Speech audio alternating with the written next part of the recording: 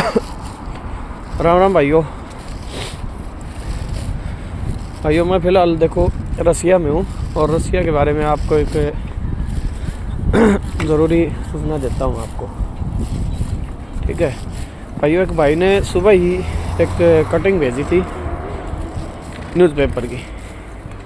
वो बोल रहा था कि ऐसे ऐसे 80 भाई अपने वहाँ पे फंस रहे, बोला युद्ध में लड़ाई करने के लिए भेज दिए।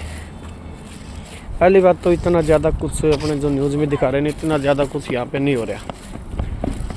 ठीक है, हम यहाँ से यूक्रेन बॉर्डर से 300 किलोमीटर अंदर ही है जहाँ पे काम करते हैं। ठीक है, दूसरी बात ये कि बंदे अगर जा रहे हैं, फंस रहे हैं, तो वो देखो उनके साथ एक गलती हुआ है और सरकार को उनकी हेल्प करनी चाहिए, विदेश मंत्रालय को हेल्प करनी चाहिए उनकी।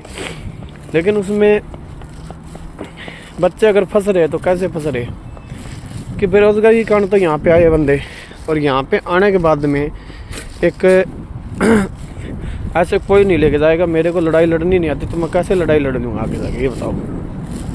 ठीक है, जब मैंने 10-20 दिन की ट्रेनिंग दे दो फिर भी मैं ज़्यादा कुछ नहीं कर सकता। मैं क्या, कोई भी बंदा नहीं कर सकता।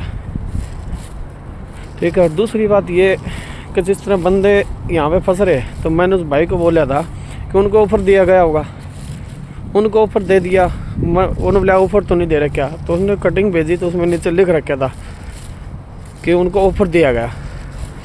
ऑफ़र देने के बाद में बंदे फिर फंस रहे हैं, तो भाई वो ऐसा मत करो, क्योंकि ऑफ़र दे दिया तो उसमें क्या है, उनका ये है कि बेरोज़गारी कारण यहाँ पे आए हैं, पैसे का लालच से ज़्यादा मिल गया उनको कि वहाँ पे भाई ज़्यादा पैसा मिलेगा।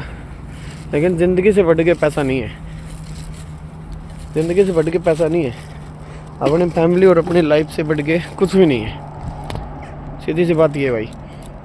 और ऑफ़र में क्या है, उनका ये थे बेरोज़गारी तो वहाँ पे थी, और यहाँ पे आके उन्होंने सोचा कि भाई ऑफ़र मिल रहा है सेना में जाने का, तो यहाँ पे कमांडो बन जाऊँ। तो कोई कमांडो नहीं बनेगा भाई, उसमें पैर पे कुल्हाड़ी मारनी है, और ऐसे ही बंदे को उठा के कोई नहीं ले जा सकता। हम भी यहाँ पे हैं, यहाँ पे तो कुछ भी ऐसा नहीं है, कुछ भी नहीं है। हम जिस कंपनी में आए हैं, ठीक है, तो भाइयों ऐसे चीज़ में मत फंसो। कोई ऑफ़र दे रहा है, कोई लालच दे रहा है, लाइफ से बढ़ के कुछ नहीं है। तुम लोग यहाँ पे जितना कमा रहे हो उतना बढ़िया है।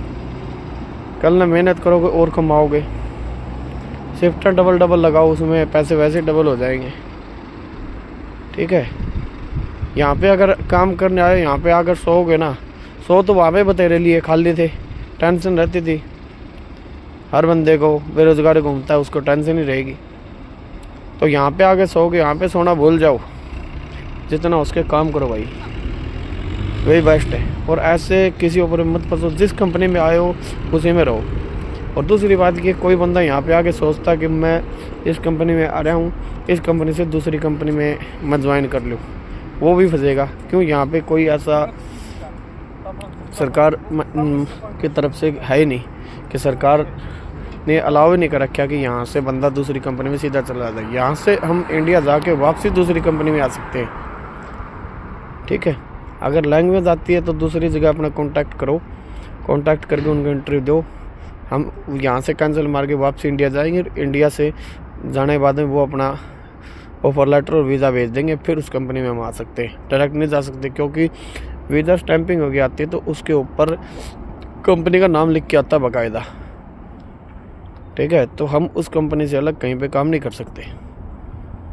और टाइम करो यहाँ पे, ठीक है, जितना जो मिलता बढ़िया भाई।